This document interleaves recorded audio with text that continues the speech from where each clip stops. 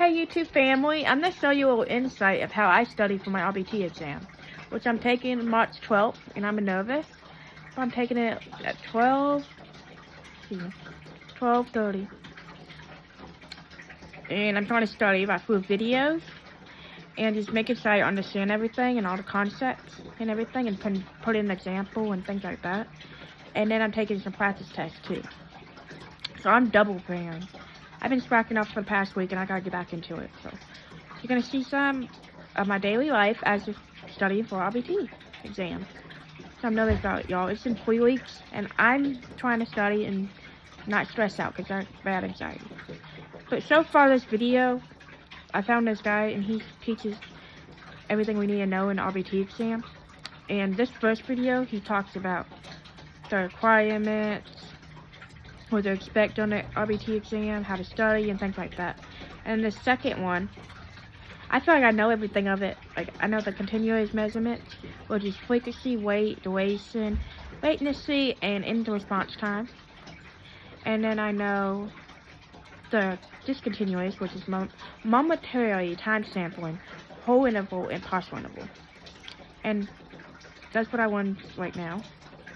I feel like I know it better. Like, when I first started studying him, I'm like, what does any of this mean? But now I understand it better now, which is always good. So yeah, that's what I'm going to be doing, y'all. Intervals is basically pieces of time. You have a 1 hour session, and you want to split it up into 6 intervals. You have 6 10-minute intervals.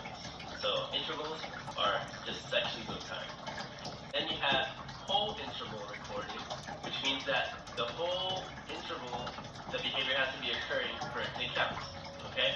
So you got, let's say, studying, which you define as someone looking at their book and has a pencil in hand. That's how you define studying. It happens the whole time. Yeah. So they have to be on task for the whole 10 minutes. Oops, my name is coming off it. Yeah. Whole interval means that the behavior has to be occurring the whole time. Partial interval recording means that you do it like any time, any period of time throughout the whole interval. So you don't have to do it the whole time, just like partial or basically any time. I can't say that word. Momentary time sample means it's happening at a certain time. Like, for example, the teacher checks at 3 o'clock how many students are studying or like listening and making sure that they're following instructions, and versus the ones that aren't. That's what momentary time sample. In this example.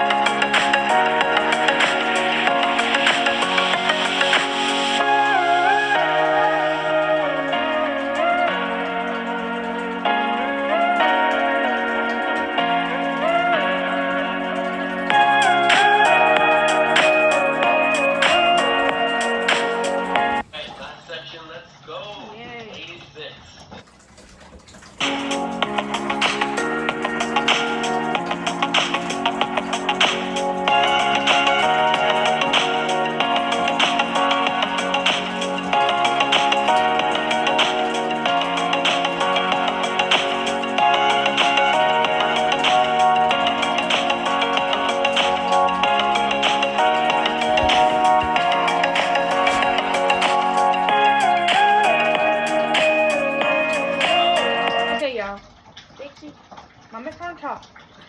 Okay, so for observable and measurable, it kind of means facts. And you have to be as clear, concise, and complete with your definition or what's happening as possible. So I can explain. He explained that the kid was kicking, crying on the floor for about 3 to 5 minutes. And then he talked about like what happened before and after. And that's what I basically do as a behavior technician. What I'm going to be doing after I complete this exam. But yeah, that's what observable measurable means. It means fact-based, basically. That's how I look at it, fact-based. You're going to tell facts about what's happening. It's not opinion-based at all. And you got to tell before and after. Basically, the antecedent, which is before the behavior occurs. Then you talk about the behavior that the child engages in. Like for this one, it's crying and kicking on the floor. And then you're going to talk about after, the consequence, what you do after they do this behavior. Which answers should be if they're having a tantrum, you gotta wait until they cool down before you can engage with them or like talk to them. You just say, basically just say, I'm gonna wait until you're ready. And then eventually they're gonna cool down and get the talking and stuff. So that's basically what this is about.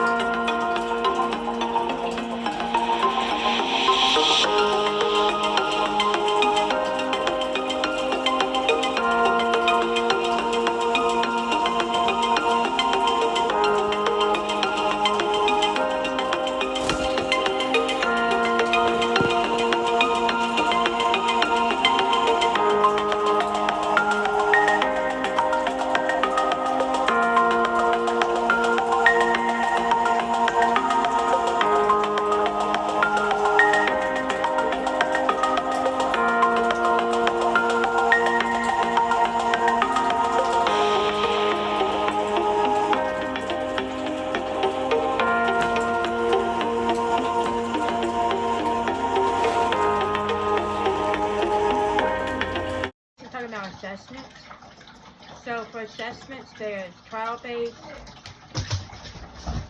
ask, and natural linguistic, and discrete training. For single stimulus, or trial-based, one of theirs single stimulus where you weigh out different objects and you try to see what the child prefers and what they pick up and how long they engage with the item. Whereas paired assessment is where you have two objects that you want to get them to choose from, and they'll pick one, and you label it, like mark down which one they pick. And then with multiple stimulus, anyways, multiple stimulus with and without replacement is, without replacement, you take it out of the way. Like there's five items, and somebody chooses one of them. You take that object out, basically, and you're left with 4 items until they're all gone. And then with replacement, you basically put it back in a way, you just switch the order around. And then, after you switch the order around,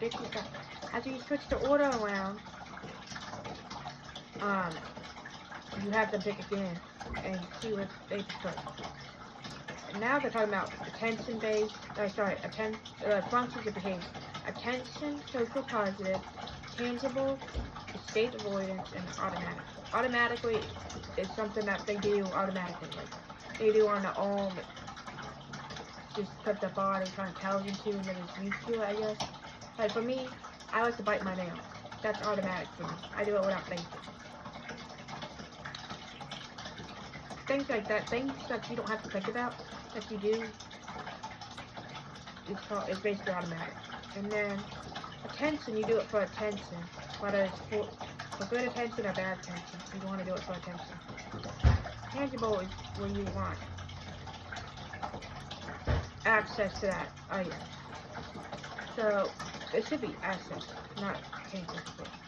He labeled tangible. Anyway, access is where you want an object, and if you don't get that access to the item, like say TV, if you don't get access to TV, then you'll get upset and you'll F'd out. And that's the type of behavior.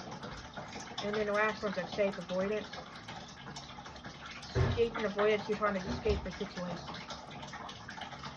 Or that you're trying to get away from it, trying to get out of it, and you try to change the therapist's mind and do something else. Or you're just trying to get out of it, basically. Trying to escape the situation.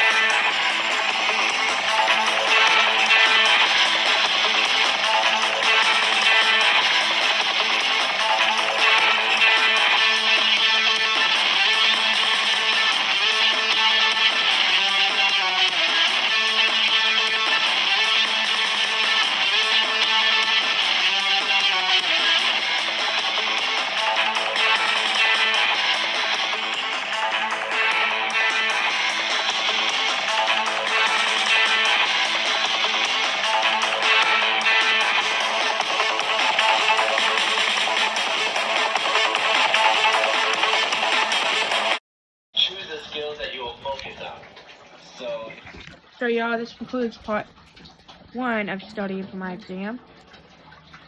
And there's gonna be other parts, but this is like 35 minutes long. I'll have to edit this. But I just wanted y'all to know. This concludes this video, and I'll see you next time. Bye.